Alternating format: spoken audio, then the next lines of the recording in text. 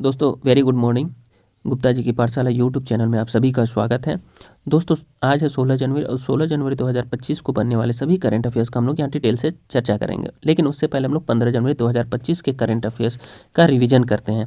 चलिए, wide band spectrum sensor ASIC chip विकसित करने के लिए C-DOT ने किन संस्थानों के साथ समझौता किया है? तो IIT जम्मू और IIT मंडी के साथ। नेक्स्ट हम लोग चलेंगे IPL टीम पंजाब किंग्स का नया कप्तान किसे नियुक्त किया गया है? तो ये श्रेयस अय्यर को नियुक्त किया गया है। चलिए नेक्स्ट हम लोग चलते हैं 3 नंबर। हाल ही में चर्चा में रहे वाइल्ड लैंड अर्बन इंटरफेस यानी WUI क्या है? तो इसका उत्तर हो जाएगा वन क्षेत्रों के आसपास मानव बस्तियों का विकास। चलिए 4 नंबर क्वेश्चन का देखते हैं हम लोग। भारत में वैश्विक भूख सूचकांक GHI 2024 में किस स्थान पर रहा है? तो भारत का स्थान 105वां रहा है 107 देशों में। चलिए, हाल ही में चर्चा में रही अनुपम वर्मा समिति का मुख्य उद्देश्य क्या था? तो भारत में प्रतिबंधित कीटनाशकों की समीक्षा करना था। इसका उत्तर यही है। चलिए, हाल ही में नवाब सलाम को किस देश के नए प्रधानमंत्री के रूप में नियुक्त किया गया है? तो लेबनान के नए प्रधानमंत्री नवाब सलाम होंगे। ठीक है। चलिए, हाल ही में सुप्रीम कोर्ट ने समान लिंग विवाह को कानूनी मान्यता देने की याचिका को किस आधार पर खारिज किया है? उन्होंने यह माना है, उत्तर इसका हो जाएगा इसे संसद के क्षेत्र में माना है। ठीक है। 8 नंबर क्वेश्चन देखेंगे हम लोग। भारत में डिजिटल गवर्नेंस के संदर्भ में डेटा सुरक्षा को बढ़ावा देने के लिए किस टूल का उपयोग किया जा रहा है? तो यह टूल जो है डेटा सशक्तिकरण और संरक्षण संरचना है, यानी DEPA है। ठीक है। आगे चलेंगे। नागमार्क 2 एंटी टैंक गाइडेड मिसाइल किस संगठन के द्वारा विकसित की गई है? तो यह संगठन DRDO के द्वारा विकसित की गई है। AFI के नवगठित एथलीट आयोग के अध्यक्ष के रूप में किसे नियुक्त किया गया है? तो AFI के एथलीट आयोग के अध्यक्ष के रूप में उत्तर हो जाएगा अंजू बॉबी जॉर्ज को नियुक्त किया गया है। आगे बढ़ते हैं हम लोग।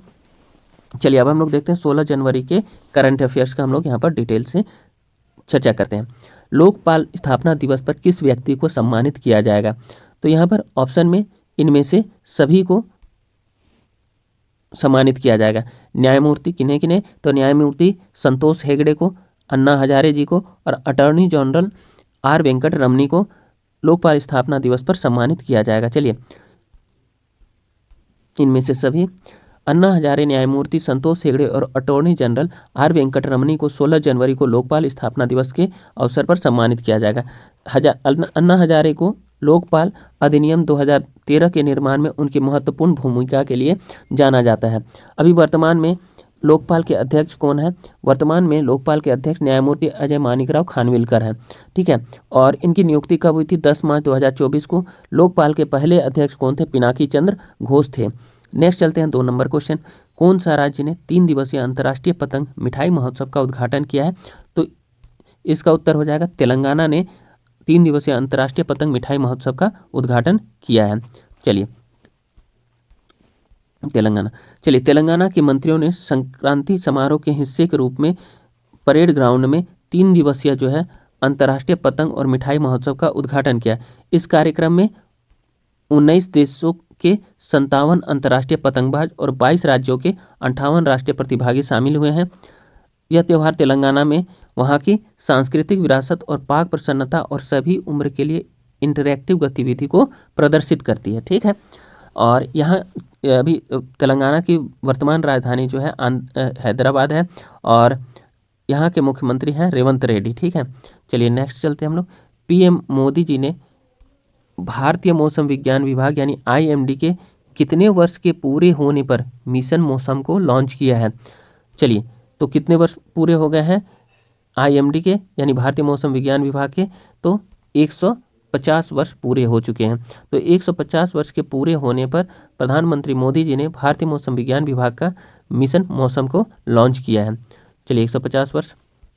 PM मोदी ने दिल्ली के भारत मंडपम में IMD के 150वें स्थापना दिवस के दौरान मिशन मौसम की शुरुआत की। ठीक है। चलिए, मिशन का लक्ष्य क्या है? मिशन का लक्ष्य उन्नत निगरानी प्रौद्योगिकियों और अगली पीढ़ी के रडार के माध्यम से भारत को मौसम के लिए तैयार और जलवायु स्मार्ट बनाना है। ठीक है। चलिए, मिशन मौसम क्या करेगा, पूर्वानुमान सटीकता को बढ़ाएगा, वायु गुणवत्ता डेटा प्रदान करेगा और कृषि और नीली अर्थव्यवस्था जैसे क्षेत्रों को समर्थन करेगा।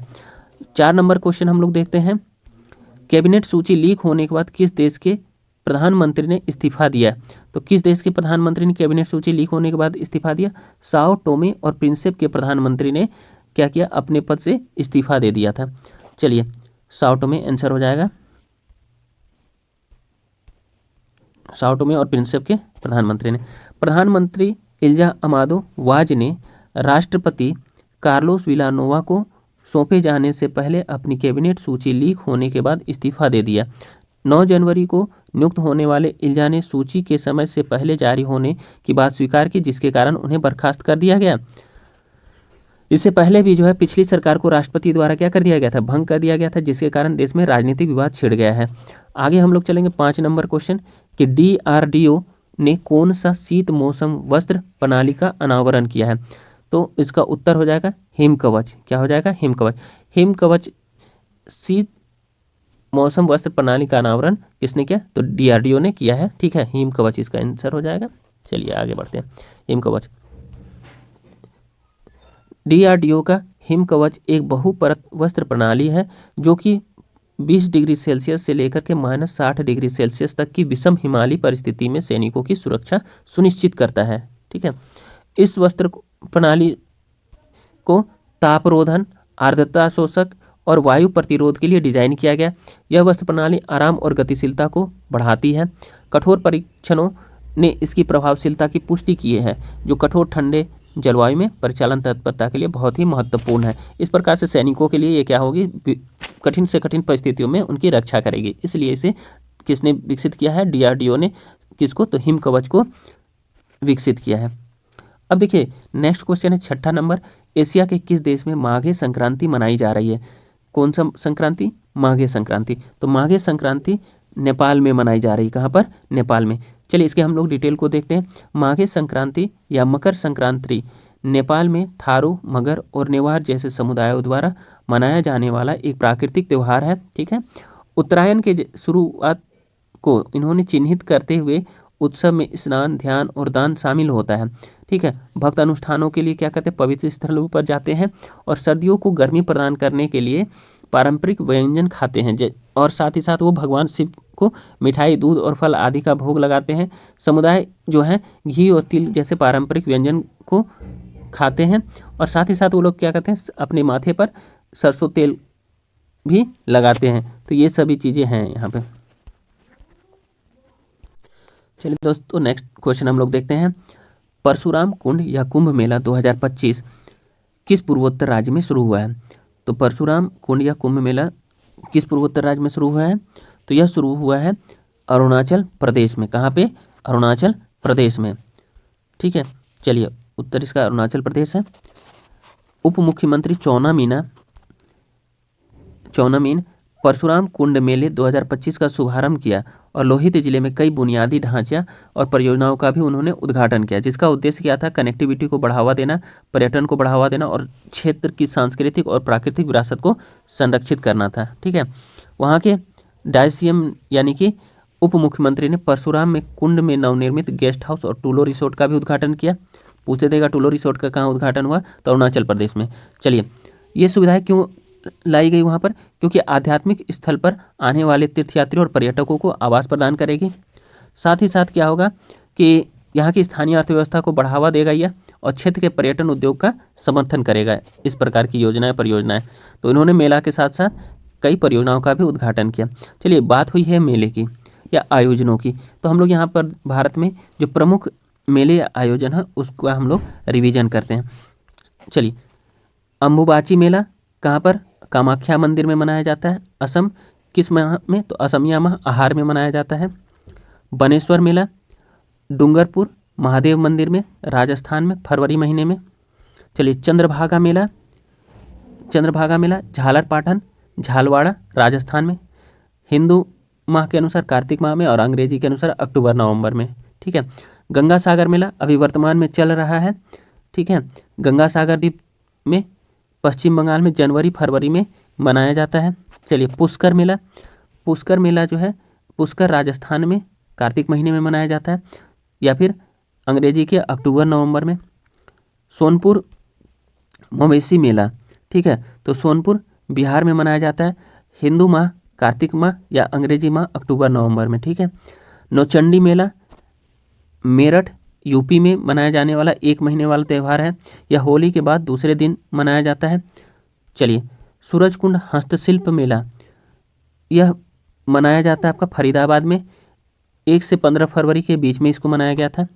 चलिए, त्रिशूर पूर्णम वड़क्कनाथ मंदिर त्रिशूर केरल में क्या मनाया जाता है, मलयालम माह मेदाम में, ठीक है। नेक्स्ट आयोजन हम लोग देखेंगे मेदाराम जात्रा समक्का सरक्का जात्रा मेदाराम मेला, तो यह वारंगल तेलंगाना में मनाया जाता है जनवरी फरवरी महीना में। समक्का सरक्का मेला का आयोजन वहीं किया जाता है। चलिए, नेक्स्ट हम लोग देखेंगे माधवपुर मेला, माधवपुर घेड़ में पोरबंदर गुजरात में मनाया जाता है, किस माह में, मार्च अप्रैल महीना में, रामनवमी से 5 दिन के लिए, ठीक है। कुंभ मेला जिसका भी आयोजन किया जा रहा है 14 जनवरी 2025 से, कहाँ पर, प्रयागराज में, ठीक है।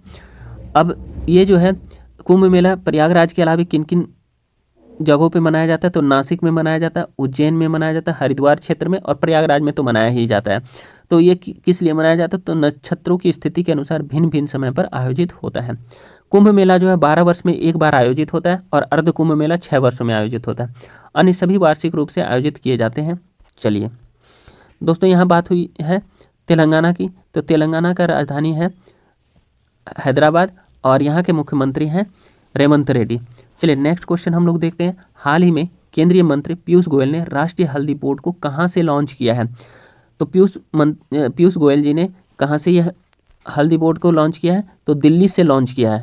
अब गौर से थोड़ा देखिएगा, इसका मुख्यालय जो है निजामाबाद में उन्होंने बनाया है, और इसके जो अध्यक्ष होंगे किसके, तो राष्ट्रीय हल्दी बोर्ड के, वो कौन होंगे, पल्ले गंगा रेड्डी होंगे, इसके पहले अध्यक्ष होंगे।